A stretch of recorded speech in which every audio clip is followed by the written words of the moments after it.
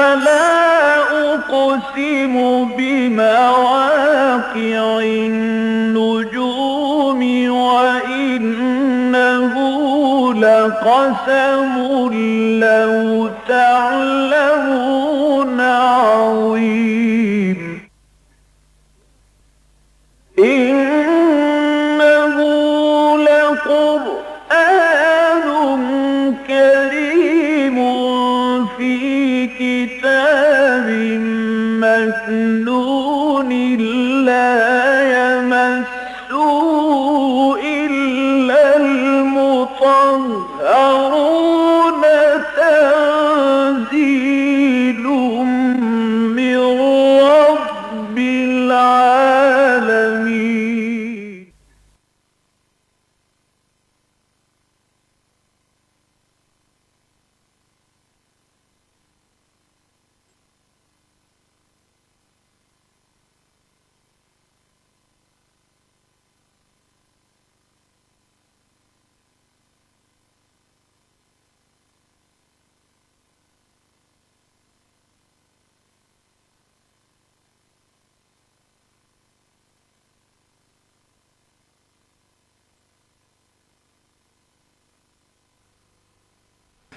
نحمده ونصلي على رسوله الكريم اما بعد فقد قال الله تبارك وتعالى كما ورد في سورة المائدة اعوذ بالله من الشيطان الرجيم بسم الله الرحمن الرحيم يا ايها الذين آمنوا لا تتخذوا اليهود والنصارى اولياء بعضهم اولياء بعض ومن يتولهم منكم فإنه منهم إن الله لا يهدي القوم الظالمين فترى الذين في قلوبهم مرض يسارعون فيهم يقولون نخشى أن تصيبنا دائرة فعسى الله أن يأتي بالفتح أو أمر من عنده فيصبحوا على ما أسروا في أنفسهم نادمين وَيَقُولُ الَّذِينَ آمَنُوا أَهَؤُلَاءِ الَّذِينَ أَقْسَمُوا بِاللَّهِ جَهْدَ أَيْمَانِهِمْ إِنَّهُمْ لَمَعَكُمْ حَبِطَتْ أَعْمَالُهُمْ فَأَصْبَحُوا خَاسِرِينَ وقال عز وجل كما ورد في نفس السورة لَتَجِدَنَّ أَشَدَّ النَّاسِ عَدَاوَةً لِلَّذِينَ آمَنُوا الْيَهُودَ وَالَّذِينَ أَشْرَكُوا وَلَتَجِدَنَّ أَقْرَبَهُمْ مَوَدَّةً لِلَّذِينَ آمَنُوا الَّذِينَ قَالُوا إِنَّا نَصَارَى ذلك بأن منهم قسيسين ورهبانا وأنهم لا يستكبرون صدق الله العظيم رب اشرح لي صدري ويسر لي أمري واحلل عقدة من لساني يفقهوا قولي اللهم ربنا ألهمنا رشدنا وأعذنا من شرور أنفسنا اللهم أرنا الحق حقا وارزقنا اتباعه وأرنا الباطل باطلا وارزقنا اجتنابه آمین یا رب العالمین۔ سورہ مائدہ کے بارے میں یہ بات میں اس سے پہلے عرض کر چکا ہوں کہ اس کی 41ویں آیت سے لے کر 86ویں آیت تک یہ اس سورہ مبارکہ کا قلب ہے، اہم ترین حصہ ہے۔ ان میں سے جو ہم نے آیات پڑھ لی ہیں ان میں جو 7واں رکوع تھا، جو 7 آیات پر مشتمل تھا، وہ بعض اعتبارات سے قرآن مجید کا اہم ترین مقام ہے، یہ کہ وہاں 3 مرتبہ فرمایا وَمَن لَّمْ يَحْكُم بِمَا أَنزَلَ اللَّهُ فَأُولَٰئِكَ هُمُ الْكَافِرُونَ وَمَن لَّمْ يَحْكُم بِمَا أَنزَلَ اللَّهُ فَأُولَٰئِكَ هُمُ الظَّالِمُونَ وَمَن لَّمْ يَحْكُم بِمَا أَنزَلَ اللَّهُ فَأُولَٰئِكَ هُمُ الْفَاسِقُونَ جو لوگ اللہ کی اتاری ہوئی شریعت کے مطابق فیصلے نہیں کرتے وہی تو کافر ہیں، وہی تو ظالم اور مشرک ہیں، وہی تو فاسق اور نافرمان ہیں۔ تو گویا کہ شریعت کے بارے میں، اور پھر اس میں وہ آیت بھی آئی لِكُلٍّ جَعَلْنَا مِنكُمْ شِرْعَةً وَمِنْهَاجًا، اللہ تعالیٰ نے مختلف رسولوں کے ذریعے سے اپنی مختلف شریعتیں ذرا ذرا اختلاف کے ساتھ نازل کی ہیں۔ منہاج بھی رسولوں کا ایک دوسرے سے مختلف ہمیں نظر آتا ہے۔ ہمارے لیے اصل دلیل، اصل رہنما اور ہمارے اوپر اصل حجت جو ہے وہ منہاج محمدی ہے اور شریعت محمدی علیہ صاحب الصلاۃ والسلام۔ اب یہ جو حصہ ہے جو آج ہم پڑھنے لگے ہیں، 3 آیات اس میں سے میں نے آپ کو تلاوت کر کے سنائی ہیں، 51، 52، 53، اور پھر چونکہ خاص مسئلے میں جو آیت نمبر 51 میں بات آئی ہے اس سے ذرا ایک مختلف بلکہ بعض اعتبارات سے متضاد رائے آئی ہے اسی سورہ مبارکہ کی آیت نمبر 82 میں، تو اس پر بھی گفتگو ہوگی، لہذا میں نے اس کی بھی تلاوت کی ہے۔ اب آئیے پہلے ان 3 آیات کا حق ادا کریں۔ یا ایھا الذین آمنوا، اہل ایمان، یا اے ایمان کے دعوے دارو، لا تتخذوا اليہود والنصارى اولیاء، یہودیوں اور عیسائیوں کو اپنے دوست مت بناؤ۔ اولیاء جمع ہے ولی کی، اور ولی بہت ہی جامع لفظ ہے، دوست، مددگار، حامی، پشت پناہ، حمایتی، یہ سارے تصورات جمع کیجئے تو لفظ ولی بنتا ہے۔ لہذا ولی جو ہے اہل ایمان کا، اسی سورہ مبارکہ میں اگلے رکوع میں بات آ جائے گی کہ اہل ایمان کے ولی تو اللہ ہے، اس کا رسول ہے اور اہل ایمان ہے، بس ان کا جو دائرہ ہے یہ موالات کا، باہمی موالات کا جو تعلق ہے یہ مسلمانوں کے اندر رہے گا۔ لہذا یہاں کہا جا رہا ہے کہ یہودیوں اور عیسائیوں کے اپنے دوست مت بناؤ، پشت پناہ مت بناؤ، اپنے حمایتی مت بناؤ، اپنے مددگار مت سمجھو۔ بعضهم اولیاء بعض، وہ خود ایک دوسرے کے ولی ہیں، ان کی دوستیاں آپس میں ہیں، ان کا گٹھ جوڑ آپس میں ہے۔ وہ لوگ اصل میں جو کچھ نظر آ رہے ہیں اس سے ذرا مختلف ہے، اور وہ اندر خانے ملے ہوئے ہیں، جڑے ہوئے ہیں۔ بعضهم اولیاء بعض ومن یتولہم منکم فانہ منہم، اور جو کوئی بھی تم میں سے مسلمانوں ایمان کے دعوے داروں ان کے ساتھ دوستی رکھے گا، انہیں اپنا حمایتی سمجھے گا، انہیں اپنا مددگار سمجھے گا، انہیں اپنا پشت پناہ سمجھے گا، تو اللہ کے نزدیک وہ انہی میں شمار ہوگا۔ یہودیوں سے دوستی کر رہے ہو تو تم بھی پھر یہودی ہو، عیسائیوں سے دوستی کی ہے تو پھر تم بھی عیسائیوں میں شمار کیے جاؤ گے۔ ان اللہ لا یہدی القوم الظالمین، یقیناً اللہ تعالیٰ ایسے ظالموں کو، ایسے نافرمانوں کو، ایسے حد سے گزر جانے والوں کو زبردستی ہدایت نہیں دیتا۔ لا یہدی کا ترجمہ ہمیشہ یہ ہوتا ہے کہ زبردستی نہیں کرتا، اللہ ہدایت تو دیتا ہے۔ اگر ان میں سے بھی کوئی ظالم آدمی ہے لیکن ہدایت کی کوئی طلب اس کے اندر پیدا ہو جائے تو اللہ اسے ہدایت دے دے گا۔ کوئی فاسق ہے، فاجر ہے، اگر ہدایت کی طلب اس میں پیدا ہو جائے تو اللہ اسے ہدایت دے دے گا۔ لیکن یہ ظالموں کو، فاسقوں کو، ناہنجاروں کو، اللہ کے باغیوں کو اللہ زبردستی ہدایت نہیں دیتا۔ اس لیے ظاہر بات ہے کہ اس پر تو پورا جو نظام ہے تخلیق کا پھر وہی جو ہے درہم برہم ہو جائے گا۔ اللہ نے انسان کو بنایا ہے اور یہ زندگی جو ہے دنیاوی زندگی اسے امتحان کا وقفہ دیا ہے۔ قلد میں ہستی سے تو ابھرا ہے مانند حباب، اس زیاں خانے میں تیرا امتحان ہے زندگی۔ اس امتحان میں ظاہر بات ہے کہ لازم ہے کہ ایک شخص کو اختیار ہو کہ جو راستہ وہ اختیار کرنا چاہے اس پر وہ چلے،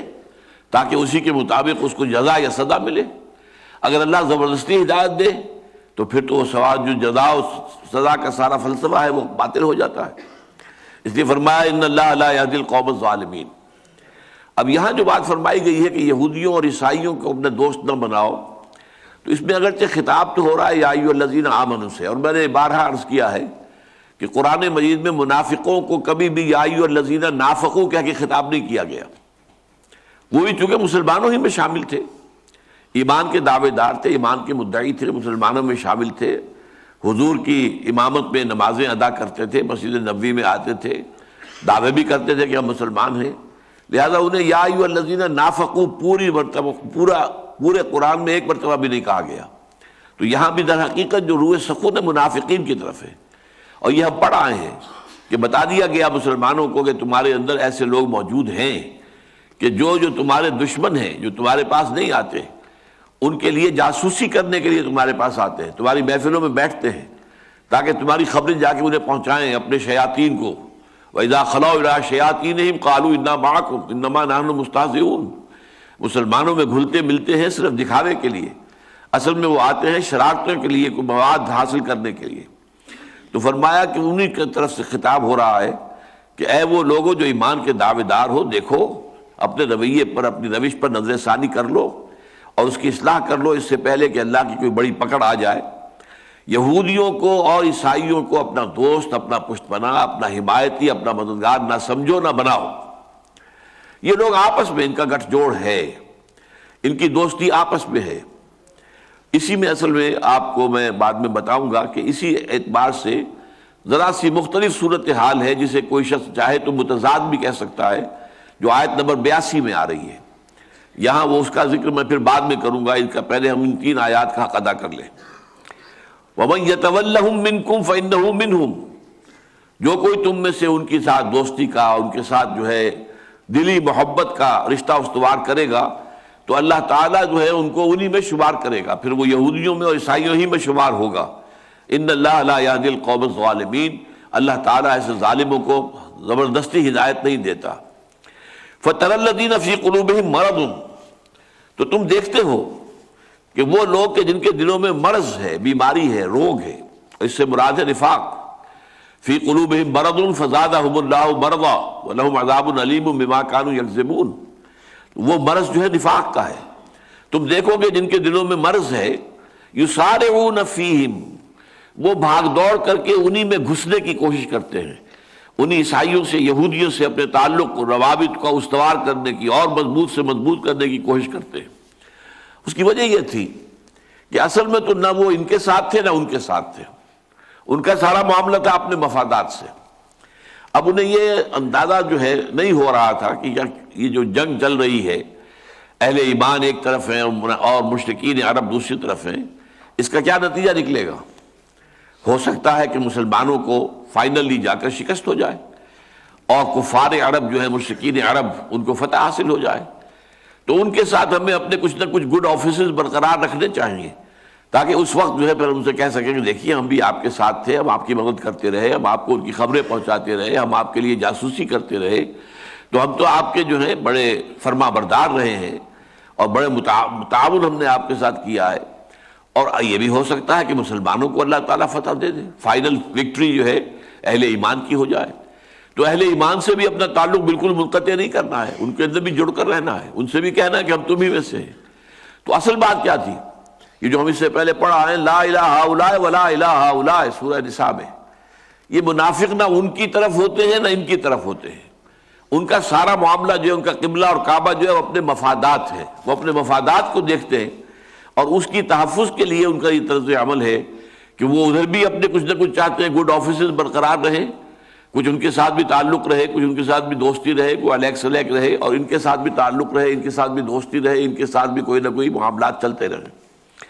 تو فرمایا فَتَرَى الَّذِينَ فِي قُلُوبِهِم مَرَضٌ يُسَارِعُونَ فِيهِمْ، وہ بڑی کوششیں کر کے، مسارعت کہتے ہیں ایک دوسرے سے آگے نکل کر، کہ میں اس سے بھی بڑھ کر آپ کا فرما بردار ہوں، آپ کا جو ہے میں بہی خواہ ہوں۔ یسارعون فیہم یقولون نخشی ان تصیبنا دائرہ،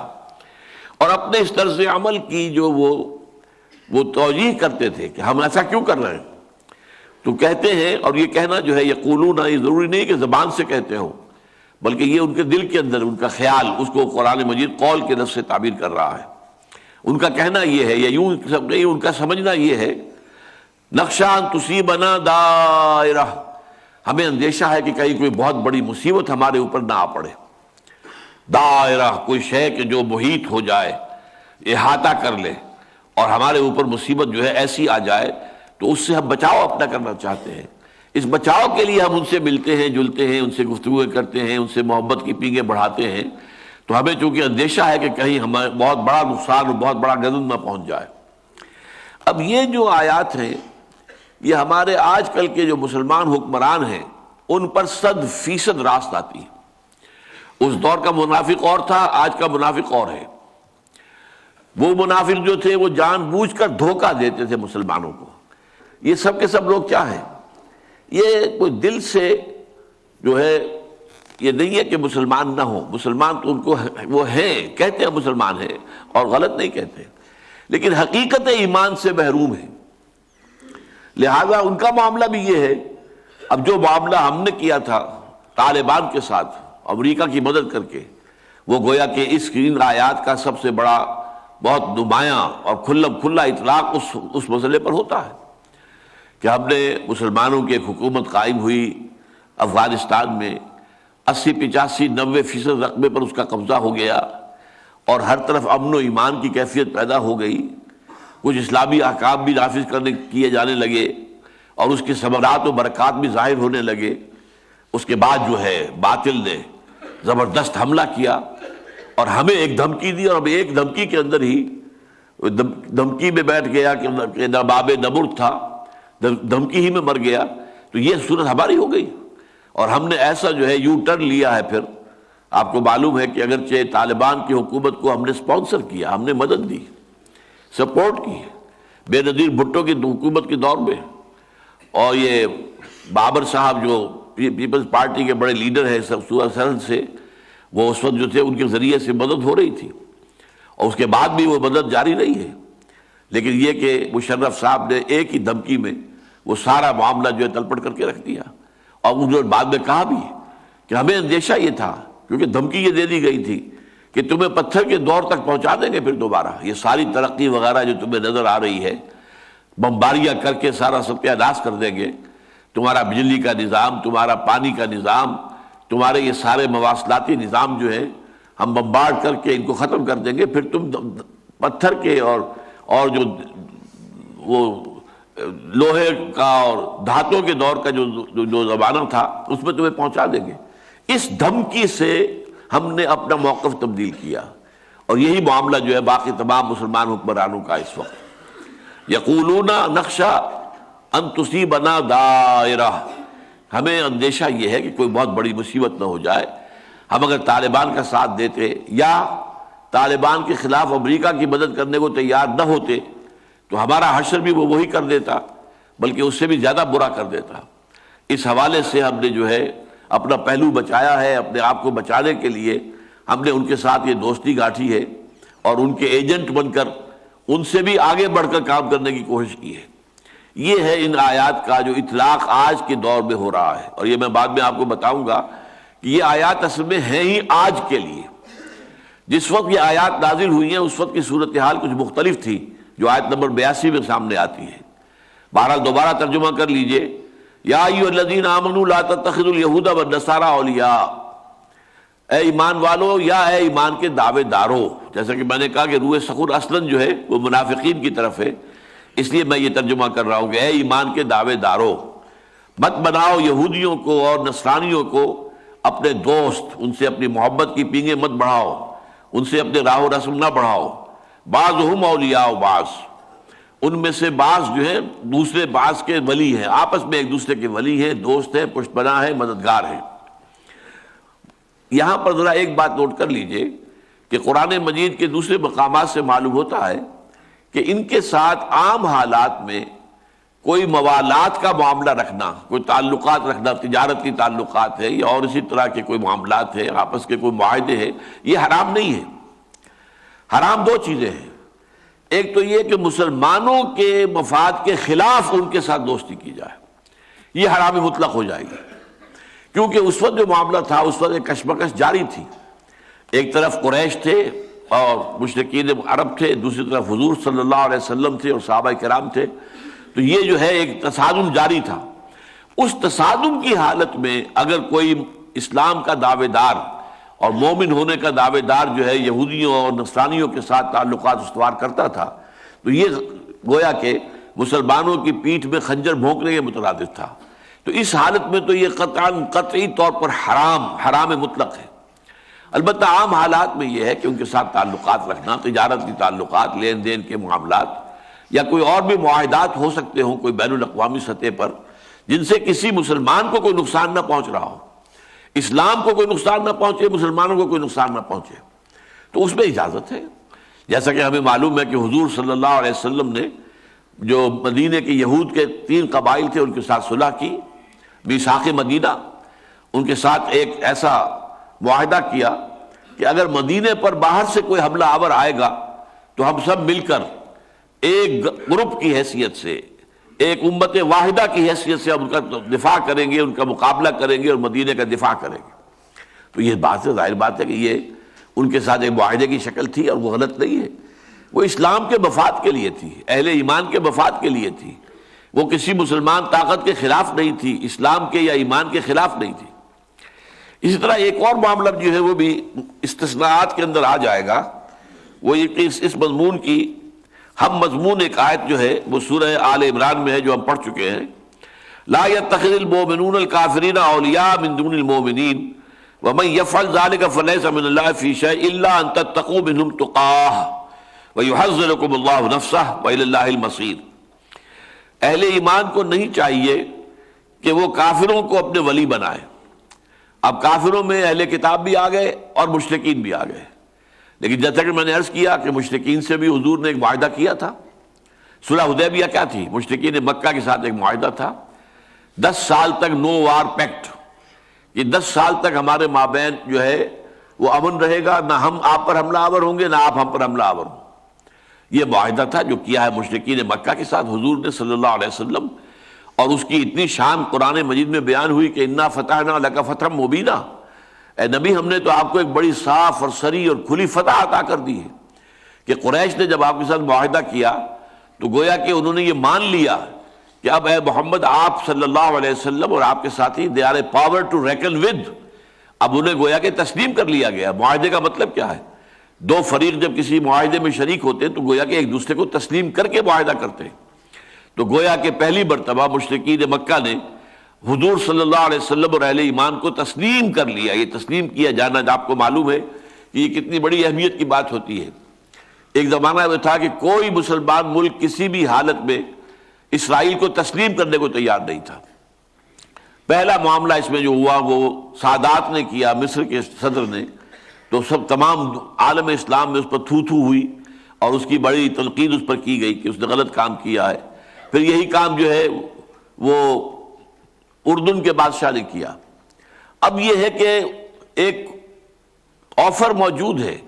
اب جو شاہ عبداللہ ہیں سعودی عرب کے، ان کی آفر موجود ہے کہ اگر اسرائیل سن 67 کی حدود کے اندر واپس چلا جائے، یعنی اسرائیل جو قائم ہوا تھا سن 48 میں، تو جو اس کی حدود اس وقت تھی، 1967 کی جنگ میں اس نے اپنی حدود بڑھا لی اور بہت سے وہ علاقے قبضہ لیے کہ جو دوسروں کے قبضے میں تھے۔ سینائی پینسولا وہ تو سادات نے معاہدہ کر کے اور اس قیمت پر کہ ہم تمہیں ریکگنائز کر رہے ہیں تو وہ واپس لے لیا۔ گولان ہائٹس ہیں جو شام سے اس نے فتح کیے تھے، جھپٹ لیے تھے، اور پورا ویسٹ بینک جو ہے سب سے زیادہ گنجان آباد علاقہ جو ہے یہ اردن کے پاس تھا، لیکن اردن نے شکست کھائی اور یہ علاقہ جو ہے وہ اسرائیل کے قبضے میں آ گیا۔ تو اب شاہ عبداللہ کی طرف سے یہ آفر دی گئی تھی اور کسی عرب ملک نے اس کے خلاف بات نہیں کی ہے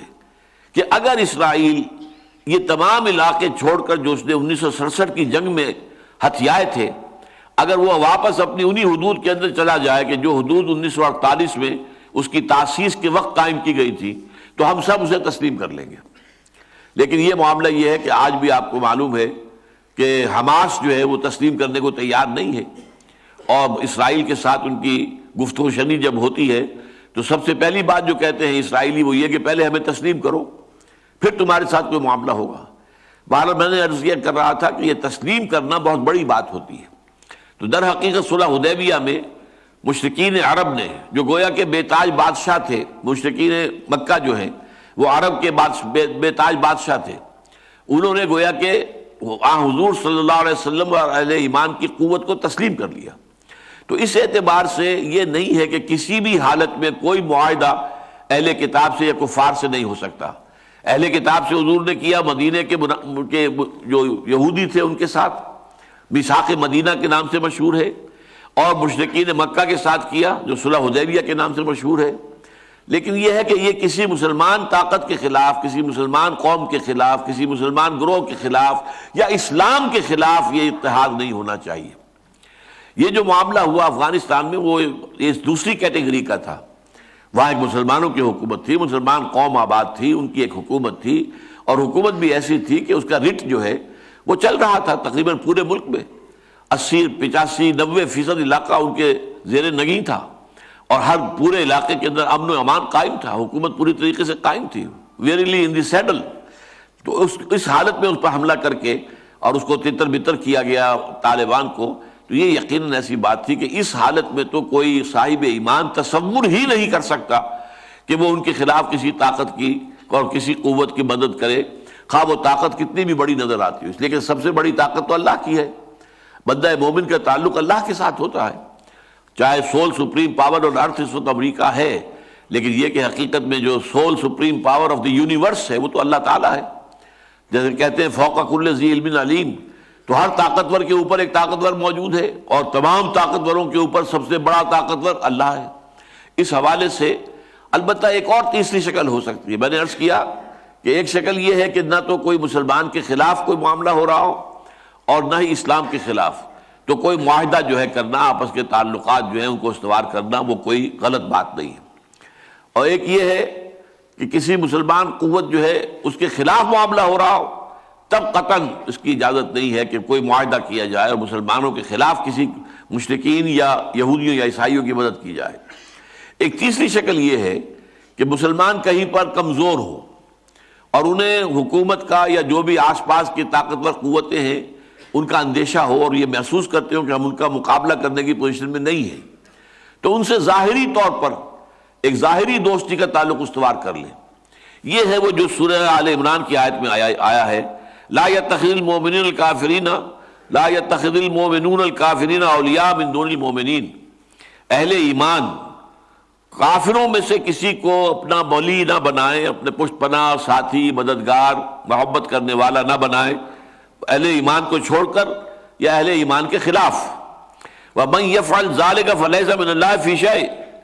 اور جو کوئی یہ حرکت کرے گا تو پھر اس کا اللہ کے ساتھ کوئی تعلق نہیں۔ آج جو ہم نے آیت پڑھی اس میں یہ ہے کہ وَمَن يَتَوَلَّهُم مِّنكُمْ فَإِنَّهُ مِنْهُمْ،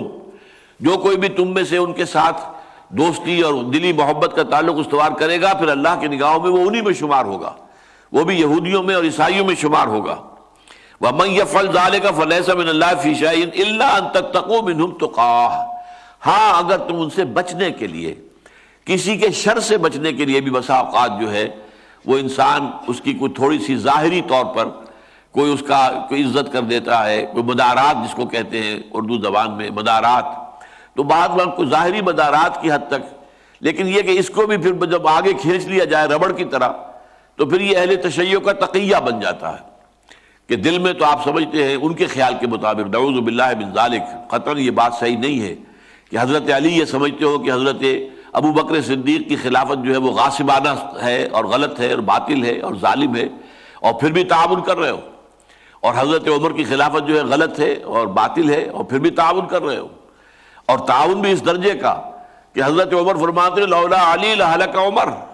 اگر علی نہ ہوتے تو عمر تو ہلاک ہو جاتا رضی اللہ تعالی عنہما۔ اس کی وجہ کیا تھی؟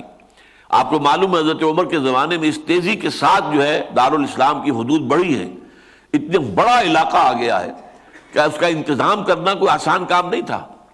یہ حضرت علی تھے رضی اللہ تعالیٰ عنہ جنہوں نے وہ سارا انتظامی معاملہ سنبھالا ہے۔ یعنی یوں سمجھیے کہ آج کی اصطلاح میں ہم کہہ سکتے ہیں کہ ہوم منسٹر یا یہ کہ چیف سیکریٹری جو تھے اس حکومت کے خلافت راشدہ میں حضرت عمر کے دوران وہ در حقیقت حضرت علی تھے۔ سارے دیوان انہوں نے مرتب کیے ہیں، سارے رجسٹر انہوں نے مرتب کیے ہیں، آبادی جو ہے اس کا سینسس کیا ہے، سارا معاملہ کیا حضرت علی نے رضی اللہ تعالیٰ عنہ۔ تو حضرت عمر فرماتے ہیں کہ لولا علی لہلک عمر، اگر علی نہ ہوتے اور ان کا یہ تعاون نہ ہوتا میرے ساتھ تو میں تو ہلاک ہو جاتا، یہ ساری ذمہ داری میں کیسے سنبھالتا۔ تو یہ ایک بالکل دوسری بات ہے کہ یہ سمجھا جائے کہ یہ سارا تقیہ میں ہو رہا تھا، قطعاً نہیں، معاذ اللہ ثم معاذ اللہ ثم معاذ اللہ۔ البتہ یہ کہ کسی وقت عارضی طور پر مجبوری میں، جیسے کہ آپ کو معلوم ہے کہ مجبوری میں جان بچانے کے لیے کلمہ کفر بھی کہا جا سکتا ہے، قرآن مجید میں صریح اجازت دی گئی ہے، لیکن یہ کہ دل کے اندر جو ہے کوئی کیفیت نہ آئے کفر کی، زبان سے کوئی کلمہ کفر کہہ کے اپنی جان بچا لی جائے تو اجازت ہے، اگرچہ رخصت ہے، یہ عزیمت نہیں ہے، لیکن رخصت جو ہے وہ بھی جائز تو ہوتی ہے نا۔ آپ کے علم میں ہے کہ یہ 3 افراد کا خاندان جو تھا، حضرت سمیہ رضی اللہ تعالی عنہ اور ان کے شوہر یاسر رضی اللہ تعالی عنہ اور ان دونوں کے بیٹے حضرت عمار ابن یاسر، ان تینوں پر شدید ترین تشدد کیا، ٹارچر انتہائی درجے کا، جس کا کہ آپ تصور بھی نہیں کر سکتے، اور آخر میں تنگ آ کر کہا کہ ایک دفعہ تم کہہ دو کہ ہاں ان بتوں میں بھی کچھ حقیقت ہے، یہ بھی ہیں، کسی درجے میں ہم مانتے ہیں، میں تمہیں چھوڑ دوں گا۔ لیکن حضرت یاسر، حضرت سمیہ دونوں نے یہ کلمہ کفر زبان سے نکالنے سے انکار کر دیا، جان دے دی، اس نے ہلاک کر دیا۔ لیکن حضرت عمار ابن یاسر نوجوان تھے، بس ان سے جھیلا نہیں گیا، انہوں نے کلمہ کفر کہہ کر جان بچا لی۔ پھر اس کے اوپر اتنی پشیمانی طاری ہوئی کہ انہوں نے اپنے آپ کو ایک ستون سے باندھ لیا اور کہا کہ اب یہاں سے تو حضور خود آ کر اگر مجھے کھولیں گے تو میں کھلوں گا، ورنہ میں یہیں پر جان دے دوں گا۔ اتنا صدمہ ہوا انہیں کہ میں نے یہ کیا کیا، کیا کر بیٹھا میں، ایسی شدید پشیمانی۔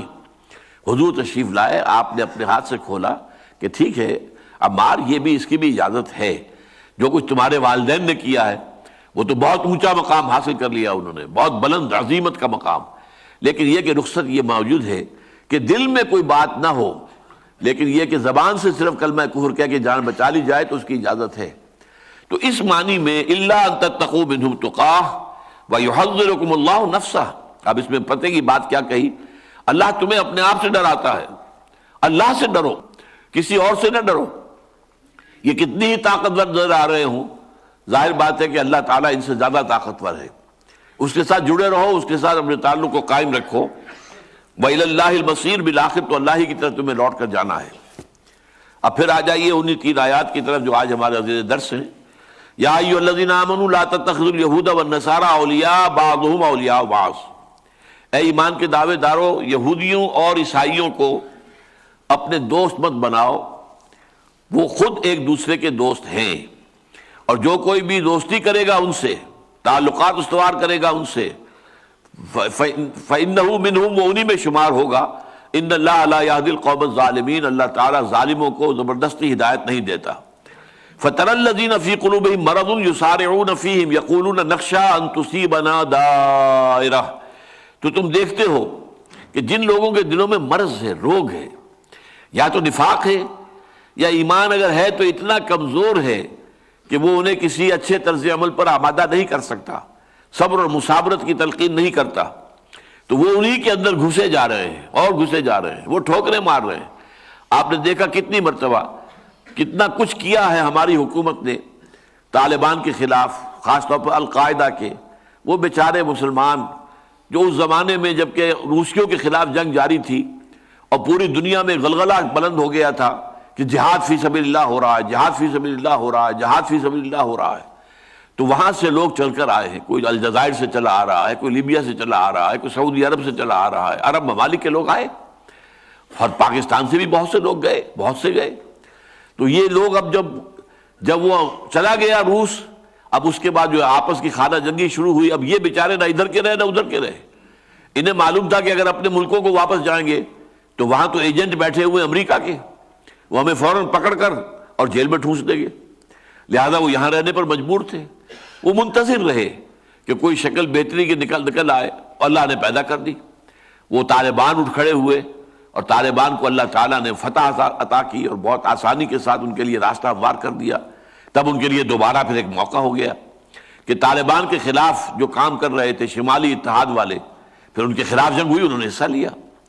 اب اس کے بعد جب وہ معاملہ ختم ہو گیا، اب امریکہ صاحب آ گئے، اور ان کے بعد اب بیچارے یہ کہاں جائیں، یہ کوئی پاکستان میں آ کے پناہ لی ہے، کچھ جو قبائلی علاقے کے اندر آ کر پناہ لی ہے، لیکن یہ کہ ایک ایک کو پکڑ کر جس طریقے سے پیش کیا گیا ہے اور وہ گوانٹانامو بے میں ان کو پہنچایا گیا ہے، یا انہیں قتل کیا گیا ہے، ان کو اوپر جو ہے ملٹری ایکشن کیا گیا ہے، یہ سارا کام کیا ہے؟ یسارعون فیہم، ہم ان کے لیے کوشش کر رہے ہیں، امریکہ سے بڑھ کر حمایتی بن گئے، اور ان کا حال یہ کہ ہم جو بھی کچھ کر لیں وہ کہتے ہیں do more do more do more, اور کرو اور کرو اور کرو، اور تہس نہس کر دو ان طالبان کو، اور جو بھی ان کے ہمدرد ہیں قبائلی علاقے میں ان کو برباد کر دو۔ باجوڑ میں ابھی جو بمباری ہوئی ہے وہ یقیناً امریکہ نے کی ہے، ہماری حکومت نے اس کی ذمہ داری خود لے لی تاکہ امریکہ کو بری کر دیں، لیکن یہ کہ اصل میں تو صاف ظاہر ہے اگر پاکستان کو کارروائی کرنی ہوتی تو وہ لینڈ فورسز بھیجتا، وہ علاقے میں جاتا، وہ اس کا اپنا ملک تھا، اس کی فورسز کو روکنے والا وہاں کوئی نہیں تھا، جو علاقہ تھا اس کا محاصرہ کر لیتے، وہاں پر پوری طرح چھان بین کرتے، ایک ایک گھر کی تلاشی لے لیتے، سارا کام کر سکتے تھے۔ پھر اگر کہیں وہاں پکڑے جاتے کچھ لوگ تو انہیں چاہے برطانیہ امریکہ کے حوالے کرتے یا خود ان پر مقدمہ چلاتے، لیکن یہ جو ہوا ہے وہ تو یقیناً کیا امریکہ نے، لیکن اس کا الزام خود ہم نے لے لیا تاکہ امریکہ پر بات نہ آئے، حرف نہ آئے۔ تو یہ حال ہے ہمارا، اور جیسا کہ میں نے عرض کیا کہ معلوم ہوتا ہے کہ یہ 2 آیات جو ہیں یہ تو خالص آج کے اس دور کے اوپر منطبق ہونے کے لیے نازل کی گئی ہیں۔ فَتَرَى الَّذِينَ فِي قُلُوبِهِم مَرَضٌ يُسَارِعُونَ فِيهِمْ يَقُولُونَ نَخْشَىٰ أَن تُصِيبَنَا دَائِرَةٌ فَعَسَى اللَّهُ أَن يَأْتِيَ بِالْفَتْحِ أَوْ أَمْرٍ مِّنْ عِندِهِ، تو ہو سکتا ہے بلکہ عصا یہاں معنی دے رہا ہے یقیناً ایسا ہوگا کہ اللہ تعالیٰ اہل ایمان کو آخر میں فتح عطا کر دے گا، یا اور کوئی ایسی نشانی ظاہر کر دے گا اپنی طرف سے کہ پھر انہیں ندامت کا سامنا رہے گا، علی ما اسروا فی انفسہم نادمین، جو کچھ انہوں نے اپنے دلوں میں چھپایا ہوا تھا، نفاق اور خوف جو تھا کفار کا، وہ اس کو اللہ تعالیٰ ظاہر کر دے گا، اس پر پھر یہ نادم ہو جائیں گے۔ حقیقت جب کھل جائے گی تو معلوم ہوا کہ اب ہم تو نہ ادھر کے رہے نہ ادھر کے رہے، ندامت کے سوا کوئی چارہ کار نہیں رہے گا۔ وَيَقُولُ الَّذِينَ آمَنُوا أَهَٰؤُلَاءِ الَّذِينَ أَقْسَمُوا بِاللَّهِ جَهْدَ أَيْمَانِهِمْ إِنَّهُمْ لَمَعَكُمْ، اور اس وقت اہل ایمان کہیں گے اچھا یہ ہیں وہ لوگ، یہ تو بڑے دیندار بھی بنے پھرتے تھے، یہ نماز بھی مسجد میں پڑھتے تھے، بڑے خشوع و خضوع کے ساتھ پڑھتے تھے دکھاوے کے لیے، یہ ہیں وہ لوگ جو اپنے امکان بھر قسمیں کھا کھا کر کہا کرتے تھے کہ ہم تمہارے ہی میں سے ہیں، ہم تم ہی میں سے ہیں، جَهْدَ أَيْمَانِهِمْ إِنَّهُمْ لَمَعَكُمْ حَبِطَتْ أَعْمَالُهُمْ فَأَصْبَحُوا خَاسِرِينَ، ان کے سارے اعمال، وہ جو نمازیں پڑھتے تھے مسجد نبوی میں آ کر حضور کی امامت میں، اور بھی جو کچھ کام وہ کرتے ہوں گے، دل پر جبر کر کے جو انفاق کرتے ہوں گے اللہ کے راستے میں، جو زکوٰۃ ادا کرتے ہوں گے مجبوراً، ان سب کے عمل جو ہیں وہ سارے کے سارے عمل حبط ہو جائیں گے، ضائع ہو جائیں گے، ان کا کوئی اجر و ثواب انہیں نہیں ملے گا، اور وہ فَأَصْبَحُوا خَاسِرِينَ، اور وہ خسارے والے ہو کر رہیں گے۔ اب آئیے جو آیت میں نے آیت نمبر 82 پڑھی تھی، اس میں ایک نقشہ ذرا مختلف سامنے آ رہا ہے۔ لَتَجِدَنَّ أَشَدَّ النَّاسِ عَدَاوَةً لِلَّذِينَ آمَنُوا الْيَهُودَ وَالَّذِينَ أَشْرَكُوا، تم لازماً دیکھو گے کہ اہل ایمان کے ساتھ عداوت میں، دشمنی میں، بغض میں سب سے زیادہ شدید ہیں دو، یہود اور جو مشرکین ہیں، مشرکین مکہ، مشرکین عرب اور یہودی، یہ تو ہیں مسلمانوں کے شدید مخالف، دشمنی میں سب سے زیادہ سخت۔ وَلَتَجِدَنَّ أَقْرَبَهُم مَّوَدَّةً لِّلَّذِينَ آمَنُوا الَّذِينَ قَالُوا إِنَّا نَصَارَىٰ، اور تم دیکھو گے کہ قریب ترین جو ہے دوستی میں، مودت میں، محبت میں اہل ایمان سے، وہ ہیں جو کہتے ہیں کہ ہم نصارہ ہیں۔ اب یہاں پر بات نظر آ رہی ہے ذرا مختلف ہے کہ یہود کا طرز عمل کچھ اور تھا اور نصارہ کا کچھ اور تھا، اور واقعہ یہ ہے کہ جب قرآن نازل ہوا ہے اس وقت یہ صورتحال تھی جو اس آیت کے اندر سامنے آئی ہے۔ حضور کی پوری جو حیات طیبہ ہے اس میں نصرانیوں کے ساتھ، عیسائیوں کے ساتھ کوئی تصادم نہیں ہوا، بلکہ یہ کہ بعض اعتبارات سے نصرانیوں نے مدد کی ہے۔ حضرت نجاشی کے دربار میں مسلمان چلے گئے ہیں، وہاں اس نے پناہ دی ہے، اور اگرچہ قریش کا وفد گیا ہے اور بڑا جو سمجھیے ایک ہائی لیول ایک وفد گیا ہے، اور اس میں عمرو بن العاص جو بعد میں ایمان لے آئے رضی اللہ تعالی عنہ، وہ صدر تھے اس کے، وہ اس کے سربراہ تھے اس وفد کے، اور انہوں نے یہ مطالبہ کیا یہ کچھ بھگوڑے ہیں، یہ جو آ گئے ہیں مہاجر بن کر یہاں پر آپ کے ہاں آ کر پناہ گزین ہو گئے ہیں، یہ ہمارے بھگوڑے ہیں، ان کو ہمارے حوالے کر دیجئے۔ اس اللہ کے بندے نے کس طریقے سے، آپ کے سارا واقعہ آپ نے سنا ہوگا، پڑھا ہوگا کہ پہلے تو وہ کچھ آمادہ ہو گیا تھا، لیکن پھر حضرت جعفر طیار رضی اللہ تعالی عنہ نے کھڑے ہو کر وہاں پر تقریر کی اور سورہ مریم کی آیات پڑھ کر سنائی، جس میں حضرت عیسیٰ اور حضرت مریم کا ذکر ہے کہ حضرت مریم، حضرت عیسیٰ کی اصل حیثیت کیا ہے۔ آپ کو معلوم ہے کہ عیسائی تو انہیں خدا کا بیٹا کہہ رہے تھے، تو عمرو بن العاص نے یہی کہا اس وقت کہ دیکھیے یہ لوگ جو ہیں وہ آپ جن کو خدا کا بیٹا کہتے ہیں، یہ کہتے ہیں نہیں وہ عام انسان تھا، وہ خدا کا بیٹا نہیں تھا۔ تو وہ چاہتا تھا کہ کسی طریقے سے یہ غضب بھڑکے اس کا، اور غصے میں آ کر یہ مسلمانوں کو یا تو خود تہہ تیغ کر دے یا ہمارے حوالے کر دے کہ پھر ہم ان کے ساتھ جو چاہے کریں۔ لیکن جب سورہ مریم کی آیات اس نے سنی ہیں تو یہ بھی روایت میں آواز میں آتا ہے اس کی آنکھوں سے آنسو آئے ہیں، اور اس نے زمین سے ایک تنکا اٹھایا اور کہا کہ جو کچھ ان آیات میں عیسیٰ کے بارے میں کہا گیا ہے، عیسیٰ اس سے تنکا بھر بھی زیادہ نہیں تھے، یہ حقیقت ہے جو بیان ہوئی ہے۔ اور پھر اس نے کہا کہ اے مسلمانوں تم یہاں رہو، آرام سے رہو، تمہارے لیے یہ امن ہے، سکون ہے، اور کہہ دیا عمرو بن العاص سے کہ تم اگر کوہ احد جتنا سونا بھی پیش کرو گے تو ان کے لیے فدیہ کے طور پر دو گے کہ ہم چھوڑ دیں کہ تمہیں دے دیں واپس، تب بھی نہیں دو گے۔ تو یہ صورتحال ہے، یہ طرز عمل تھا۔ پھر جب آپ کو معلوم ہے کہ ساری جنگیں جو ہوئی ہیں اور سارے تصادم جو ہوا ہے وہ یہودیوں کے ساتھ ہوا ہے،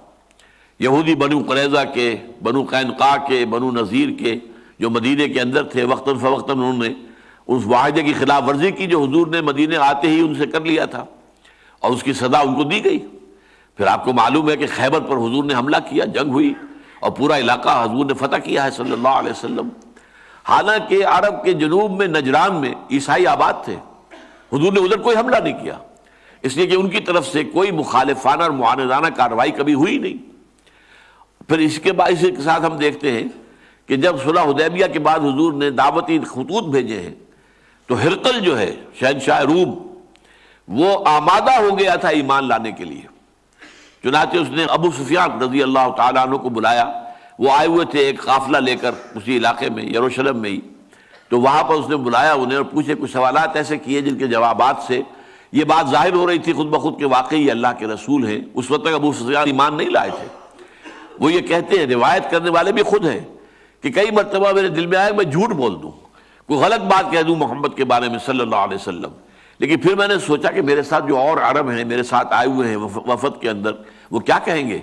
کہ عرب کا اتنا بڑا سردار ہو کر، قریش کا اتنا بڑا سردار ہو کر جھوٹ بول رہا ہے، لہذا میں نے جھوٹ نہیں بولا، صحیح بات بلا کم و کاش بیان کی۔ اور یہ تیار ہو گیا تھا ہرقلیس جو ہے ہرقل کہ وہ ایمان لے آئے، لیکن وہ چاہتا یہ تھا کہ تقریباً 300 برس پہلے یا پونے 300 برس پہلے جو شہنشاہ عیسائی ہو گیا تھا قسطنطین، اور اس کے ساتھ اس کی ساری مملکت پوری رومن امپائر عیسائی ہو گئی تھی، اسی طرح میں بھی مسلمان ہو جاؤں اور پوری میری سلطنت بھی مسلمان ہو جائے تاکہ میرا مقام اپنی جگہ پر برقرار رہے، میری حیثیت جو ہے شہنشاہ ہونے کے اعتبار سے وہ قائم رہے۔ بس یہ لیکن اس نے دیکھا کہ اس کے درباری جو ہیں اس کے جو ہے اس میں اس کے ساتھ ہمراہ نہیں محسوس ہو رہے، بلکہ ان کے غصے سے ان کے سانسوں کی جو تیز آواز آ رہی تھی، تو پھر وہ رہ گیا، محروم رہ گیا، لیکن اس نے کوئی کارروائی نہیں کی حضور کے خلاف صلی اللہ علیہ وسلم۔ بلکہ غزوہ تبوک کے موقع پر حضور جب گئے ہیں تو حالانکہ وہ فوج لے کر پڑا ہوا تھا، زیادہ فاصلے پر نہیں تھا تبوک سے یروشلم، لیکن وہ حضور کے مقابلے میں نہیں آیا، اس کے بعد لاکھوں کی فوج تھی، لیکن اسے معلوم تھا یہ کہ یہ اللہ کے نبی ہیں، یہ تو ظاہر بات ہے کہ ان سے تو کوئی فتح ہوا حاصل نہیں کر سکتا، اللہ تعالیٰ کی مدد ان کے ساتھ ہے۔ اسی طرح حضور نے جو خط لکھا تھا نجاشی کو، وہ نجاشی تو فوت ہو چکے تھے جنہوں نے مسلمانوں کو پناہ دی تھی، اب ان کے بعد جو بھی ان کا جانشین تھا وہ مسلمان نہیں تھا، لیکن وہ خط جو گیا ہے اس کی عزت کی ہے، اس نے اکرام کیا ہے اور کوئی مخالفانہ کارروائی نہیں کی ہے، کوئی توہین آمیز رویہ اختیار نہیں کیا، جیسے کہ شہنشاہ ایران نے کیا تھا کہ حضور کا نامہ مبارک چاک کر دیا،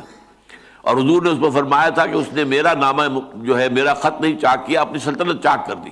ٹکڑے کر دیے اپنی سلطنت کے، جو کہ فی الواقع بعد میں ہو گئی۔ اس طرح مصر کا جو حکمران تھا مقوقس پیٹریارک آف الیگزینڈریا، اس کے بعد جب خط گیا حضور کا تو اس نے عزت کی، اکرام کیا، جو بھی آپ کے سفیر آئے تھے ان کا، پھر آپ کو تحفے بھیجے، گھوڑا ایک بہت عمدہ دلدل جو ہے وہ اصل میں اسی کا بھیجا ہوا تھا، اور دو جو ہیں کنیزیں، بلکہ کنیزیں کیا وہ شاہی خاندان کی لڑکیاں تھیں، حضرت ماریہ قبطیہ، جن سے کہ پھر حضور صلی اللہ علیہ وسلم نے جنہیں اپنے حرم میں رکھا، اور ان سے ایک بیٹے بھی ہوئے حضرت ابراہیم علیہ السلام۔ حضور نے فرمایا کہ اگر ابراہیم زندہ رہتے تو نبی ہوتے، اسی لیے میں نے علیہ السلام کہا ان کے لیے، لیکن وہ بالکل شیر خاری کی حالت تھی کہ فوت ہو گئے۔ بہرحال عیسائیوں کا طرز عمل بہت مختلف رہا حضور کے ساتھ یہودیوں کے مقابلے میں، یہ صورتحال تھی، اور یہودیوں کے اور عیسائیوں کے درمیان کوئی دوستی اور محبت کا باہمی تعلق سرے سے نہیں تھا اس وقت۔ اس میں میں ذرا چاہتا ہوں کہ آپ یہ تین ادوار اچھی طرح سمجھ لیں۔ یہودیوں کے عیسائیوں کے مابین پہلا دور وہ ہے جبکہ یہودی طاقتور تھے، اور حضرت عیسیٰ ان کے حواری صرف 12 تھے،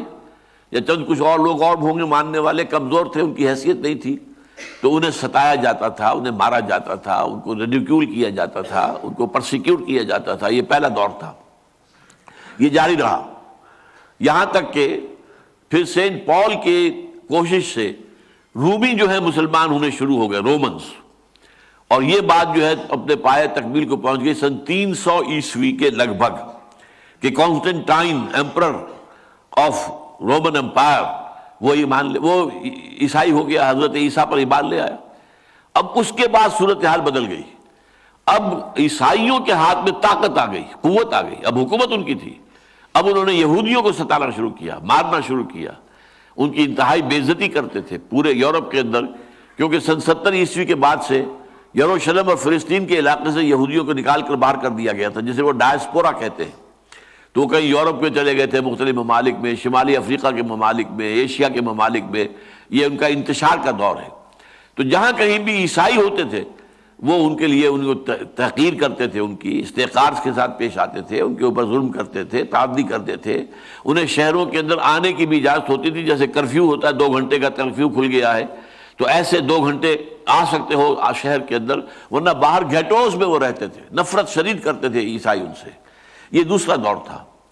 تو اسی دور میں ایک اور خاص واقعہ بھی پیش آیا ہے، وہ میں پھر آپ کو بتاؤں گا۔ یہ جو اصحاب الاخدود کا واقعہ سورہ بروج میں آیا ہے، اس میں یہودی ایک بادشاہ تھا در حقیقت، جو کہ جس کی حکومت قائم ہو گئی تھی یمن میں۔ اس یہودی شخص نے، ذو نواس اس کا نام تھا، اس نے نجران کے عیسائیوں پر شدید حملہ کیا اور مجبور کیا کہ وہ یہودیت اختیار کریں اور عیسائیت سے تائب ہو جائیں۔ اس وقت تک عیسائیت جو ہے وہ صحیح عیسائیت تھی، یعنی حضرت عیسیٰ علیہ السلام کے صحیح پیروکار جو تھے، شمعون، سائمن اس کو کہتے ہیں انگریزی میں، سائمن، ان کے حواریین میں سے شمعون جو تھے، وہ حق پر رہے ہیں، صحیح راستے پر رہے ہیں، تثلیث وغیرہ کا معاملہ نہیں انہوں نے کیا، توحید پر برقرار رہے، اور حضرت عیسیٰ کو اللہ کا بیٹا نہیں مانا معاذ اللہ، بلکہ اللہ کا رسول، اللہ کا بندہ مانا ہے۔ تو اس حوالے سے جو شمعون کے یا سائمن کے جو پیروکار تھے وہ نصارہ تھے، وہ اپنے آپ کو عیسائی نہیں کہتے تھے۔ یہ سینٹ پال کے جو متبعین تھے انہوں نے اپنے لیے کرسچنز کا لفظ استعمال کیا، شروع کیا ہے، ورنہ اس سے پہلے وہ نصارہ کہلاتے تھے۔ لیکن یہ کہ ان لوگوں نے پھر کرسچین اور کرسچینٹی، جس کے بارے میں ڈاکٹر مائیکل ہارٹ نے بہت صحیح بات کہی ہے کہ یہ present Christianity is not Christianity really, it is Paulism. یہ تو سینٹ پال کا مذہب ہے، اس نے ایجاد کیا ہے، اس کی بنائے ہوئے عقائد ہیں، اس کا بنایا ہوا نظام ہے جس پر کہ یہ موجودہ عیسائیت قائم ہے۔ بہرحال تو وہ جو تھے شمعون کے پیروکار تھے، وہ نجران کے اندر جو عیسائی تھے، تو ان کو مجبور کیا کہ وہ واپس آئیں پھریں اور یہودی ہو جائیں۔ انہوں نے انکار کیا تو بڑے بڑی کھائیاں کھودی گئیں، ان کھائیوں کو آگ سے بھرا گیا اور ان میں جو ہے ان کو زندہ جلایا گیا، پھینکا گیا، آگ کے اندر جلایا گیا۔ یہ واقعہ جو ہے وَالسَّمَاءِ ذَاتِ الْبُرُوجِ وَالْيَوْمِ الْمَوْعُودِ وَشَاهِدٍ وَمَشْهُودٍ قُتِلَ أَصْحَابُ الْأُخْدُودِ النَّارِ ذَاتِ الْوَقُودِ إِذْ هُمْ عَلَيْهَا قُعُودٌ وَهُمْ عَلَىٰ مَا يَفْعَلُونَ بِالْمُؤْمِنِينَ شُهُودٌ۔ یہ واقعہ جو پیش قرآن مجید میں تفصیل سے آیا ہے سورہ بروج کے اندر، یہ کیا تھا؟ یہ عیسائیوں اور یہودیوں کی آپس کی دشمنی۔ تو گویا کہ اس پورے عرصے میں ان میں دوستی کبھی نہیں رہی، دشمنی رہی ہے۔ ایک عرصہ وہ تھا کہ یہودیوں کا غلبہ تھا اور عیسائیوں کو مارتے تھے، پھر ایک طویل عرصہ وہ آیا ہے کہ اب عیسائیوں کو غلبہ ہو گیا اور انہوں نے یہودیوں کو ستایا اور مارا۔ لیکن اس کے بعد اب تیسرا ٹرن جو آیا ہے اس میں، وہ آج سے کوئی 200-250 برس قبل جب رینیسنس ہوا ہے یورپ میں، جسے کہتے ہیں احیاء العلوم بھی، اور تحریک اصلاح مذہب۔ تحریک اصلاح مذہب کے نتیجے میں کیا ہوا؟ کرسچینٹی 2 حصوں میں تقسیم ہو گئی، پروٹیسٹنٹس اور کیتھولکس۔ ایک تیسرا بھی ہے جس کو یہ آرتھوڈاکس کہتے ہیں، لیکن وہ بہت ہی معمولی تعداد کے اندر ہے، ایسٹرن آرتھوڈاکس۔ اصل میں جو ہے سب سے زیادہ بڑی تعداد میں آج بھی رومن کیتھولکس ہیں اور اس کے بعد پروٹیسٹنٹس ہیں، اور امریکہ اور برطانیہ یہ خالص پروٹیسٹنٹ ممالک ہیں۔ یہ پروٹیسٹنٹزم جو ہے، یہ مذہب جو ہے، یہ یہودیوں کا ایجاد کردہ ہے۔ انہوں نے ہی اصل میں پھاڑا ہے، عیسائیت کو 2 حصوں میں تقسیم کیا، کیتھولزم اور پروٹیسٹنٹزم، اور اب یہ لوگ جو ہیں ان کے اعلی کار بن گئے۔ اور اس کے بعد سے اب شکل یہ بن گئی ہے کہ اب یہودی گویا کہ عیسائیوں پر کنٹرول کرنے والی طاقت ہے۔ تعداد بہت کم ہے، پوری دنیا میں 1.25 کروڑ سے زیادہ نہیں ہے، 13 ملین یا 14 ملین سے زیادہ نہیں ہے، 1 کروڑ 40 لاکھ میکسیمم۔ لیکن یہ ہے کہ ان کا پاس جو سرمایہ ہے، ان کا جو بینکنگ کا نظام ہے، ان کے اندر جو آرگنائزیشن ہے، ان کے اندر جو سازشی کردار ہے، اور اس میں ان کے ذہن کی تباہی ہے۔ نتیجہ کیا نکلا ہے کہ انہوں نے سارا بینکنگ کے نظام کے ذریعے سے یہ پورے ویسٹ کو کنٹرول کر لیا۔ اب عیسائیت اس کے تابع ہو گئی۔ اب ان کے مقاصد پورا کرنے کے لیے عیسائی بحیثیت مجموعی بھی تیار ہیں، ان میں خاص طور پر پروٹیسٹنٹس تیار ہیں۔ پروٹیسٹنٹس کے اندر بھی خاص طور پر ایونجلسٹ جو ہیں وہ آگے سے آگے بڑھ کر سپورٹ کر رہے ہیں یہودیوں کو اور اسرائیل کو، اور ان میں سے بھی جو سب سے زیادہ ہے جن کے زہریلا جن کا مزاج ہے مسلمانوں کے اور عربوں کے خلاف، وہ نیو کونز کہلاتے ہیں، نیو کنزرویٹوز۔ اور یہ ساری جنگ عراق کی شروع اس لیے کی گئی تھی کہ گریٹر اسرائیل بنانا ہے اور یہ عراق کو حوالے کرنا ہے اسرائیل کے۔ شاید آپ کو یاد ہو کہ شیرون نے پتہ نہیں ابھی تک مرا ہے کہ نہیں مرا ہے، ابھی تک شاید وہ بے ہوشی پڑا ہوا ہے، لیکن شیرون نے کہہ دیا تھا عراق جب فتح ہو گیا ہے اور صدام کو شکست ہو گئی ہے تو اس نے کہہ دیا تھا کہ very soon Iraq will be in our hands, Iraq تو ہمارے ہاتھ میں ہوگا، ہماری حکومت قائم ہوگی عراق کے اندر۔ تو یہ نقشہ یہ تھا، بہانے جو بنائے گئے کہ ویپنز آف ماس ڈسٹرکشن کے بہانے، القاعدہ سے تعلق کے بہانے، ایٹم بم بنانے کا کوئی سلسلہ، ایک ذرہ برابر بھی اس میں صداقت ثابت نہیں ہوئی، اور ڈھٹائی کا یہ عالم ہے کہ اس کے باوجود کھل کر جو ہے اپنی غلطی ماننے کو تیار نہیں ہے، لیکن اگرچہ پھنس گئے بری طریقے سے، اس میں کوئی شک نہیں ہے کہ اس میں جو بھی صورتحال ہے وہ ان کے لیے بہت پریشان کن ہے۔ لیکن اصل قدم یہ تھا، یہ دو پریشانیاں آئی ہیں یہودیوں کو، ایک عراق میں جو صورتحال ہو گئی وہ اس امید میں تھے کہ عراق تو ہمارے پاس آ گیا، ہماری جھولی میں گر جائے گا، امریکہ اسے جو ہے فتح کر کے ہمارے حوالے کر دے گا کہ اب ڈیموکریسی تم سکھاؤ انہیں، تمہیں معلوم ہے ڈیموکریسی، انہیں تو معلوم ہی نہیں ہے، تو ڈیموکریسی کا سبق تم دو، ان کو ٹرین کرو۔ اور نمبر دو یہ کہ ان کا جو خیال ہوا تھا کہ حزب اللہ کو چند گھنٹوں کے اندر ختم کر کے رکھ دیں گے، جو لبنان کے اندر انہوں نے جو ریزسٹنس دکھائی ہے اور جس طرح کا مظاہرہ کیا ہے، تو یہ دو بڑے سیٹ بیکس ہیں جو پہنچے ہیں اسرائیل کو، اسی لیے ابھی ذرا وہ دبی ہوئی زبان میں باتیں کر رہا ہے، آفر بھی کر رہا ہے، حماس کو بھی آفر کر رہا ہے کہ تم اگر یہ باتیں مان لو تو ہم تمہیں تسلیم کر لیں گے اور تمہارا جو ہے تمہارے ساتھ تعلقات جو ہے بحال کروا لیں گے، اور پوری دنیا سے تمہاری امداد کا سلسلہ جو ہم نے منقطع کروایا ہے وہ اس کو دوبارہ بحال کروا دیں گے۔ تو یہ سارا معاملہ جو ہے، تو یہ اصل میں ان کے درمیان تین دور ہیں جو سامنے رہنے چاہیے۔ پہلا دور،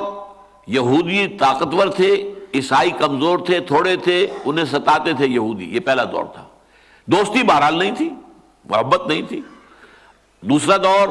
جس میں کہ عیسائیوں کو غلبہ حاصل ہو گیا، زبردست غلبہ حاصل ہو گیا،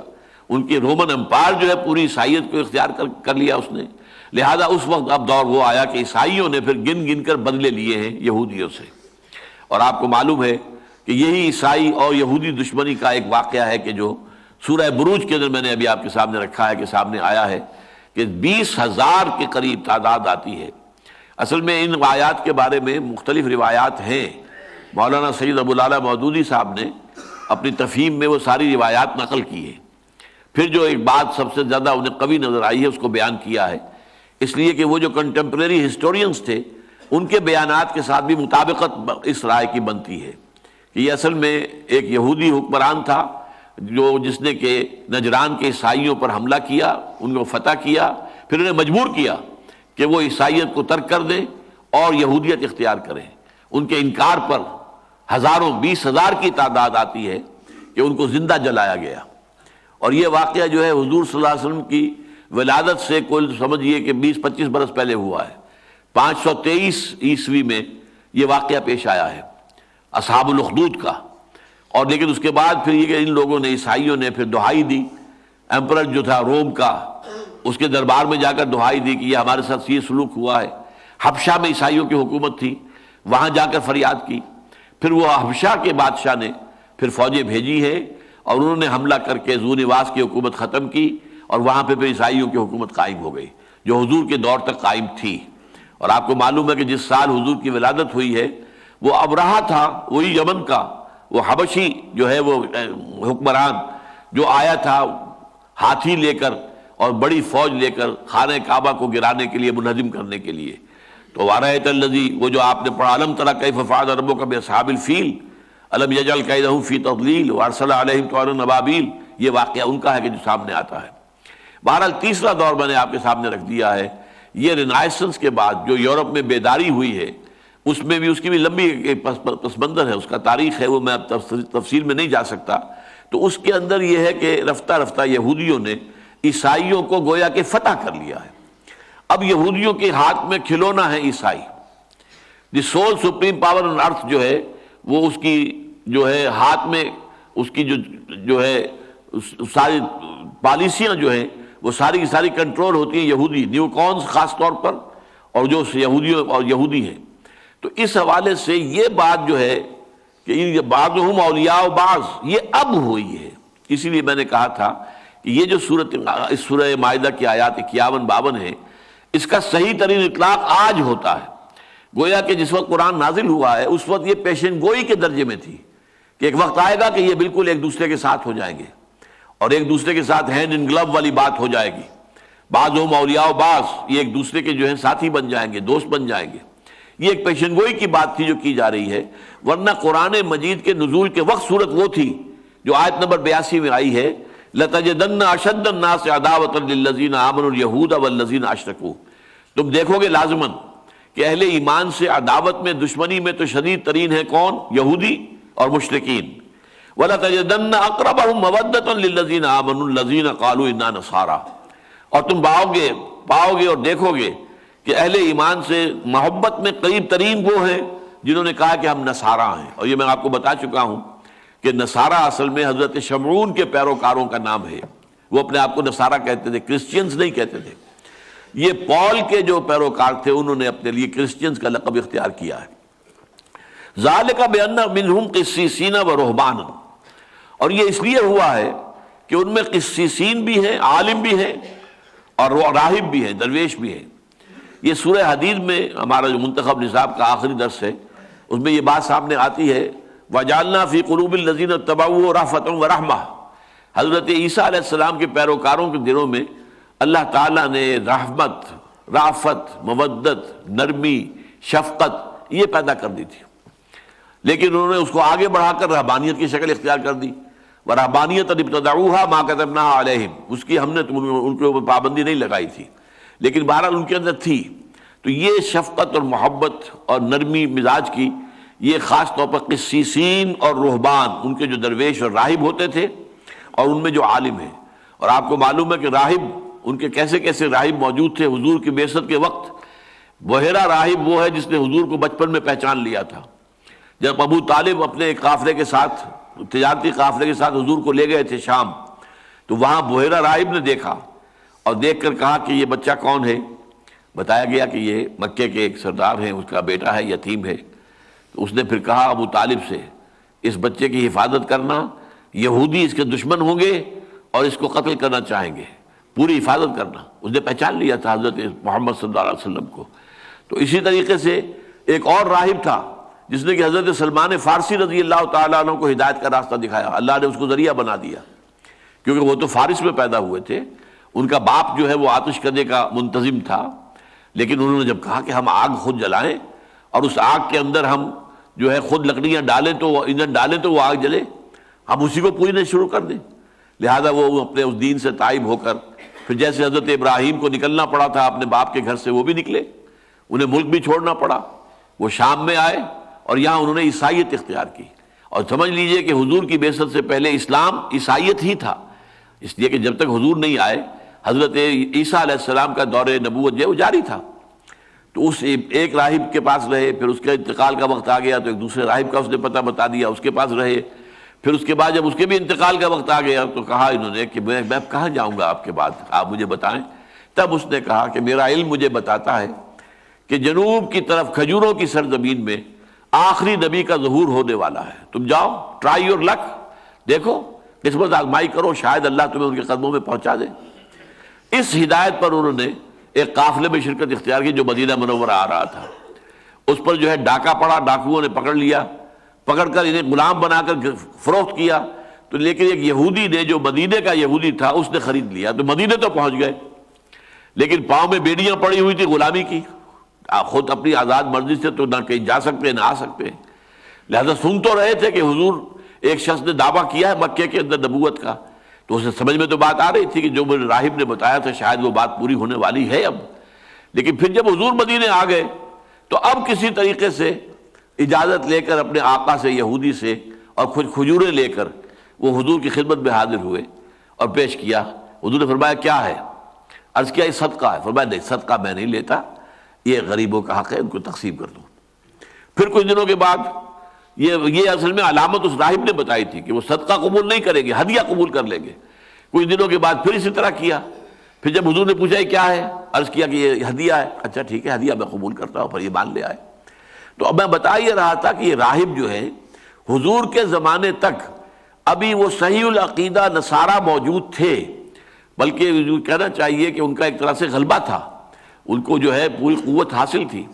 لہذا ان میں فرمایا قسیسین بھی ہے، رہبان بھی ہے. یہ یہودی جو ہیں وہ اپنے علماء کو کہتے ہیں ربائس،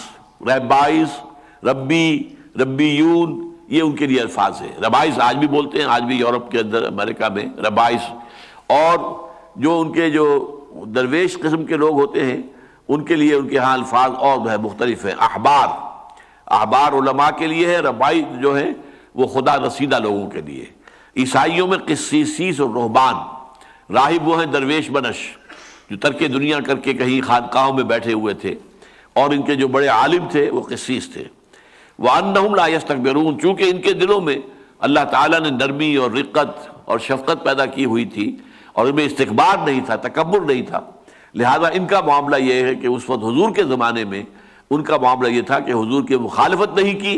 بلکہ حتی الامکان جو دیکھنے میں آیا وہ یہ ہے کہ ان کی طرف سے اچھے طرز عمل کا مظاہرہ ہوا ہے۔ دو باتیں اور بھی نوٹ کر لیجئے، سورہ بقرہ میں فرمایا گیا ہے قالت الیہود لیست النصارى علی شیء وقالت النصارى لیست الیہود علی شیء وہم یتلون الکتاب۔ یہ یہودی کہتے ہیں کہ نصارہ کی کوئی حقیقت نہیں ہے، ان کی کوئی بنیاد ہی نہیں، جڑ ہی نہیں ہے، اور نصارہ یہ کہتے ہیں، نصرانی کہتے ہیں کہ یہودیوں کی کوئی اصل نہیں ہے، کوئی جڑ بنیاد نہیں ہے، حالانکہ وہ ایک ہی کتاب کے پڑھنے والے ہیں، تورات کو دونوں مانتے ہیں،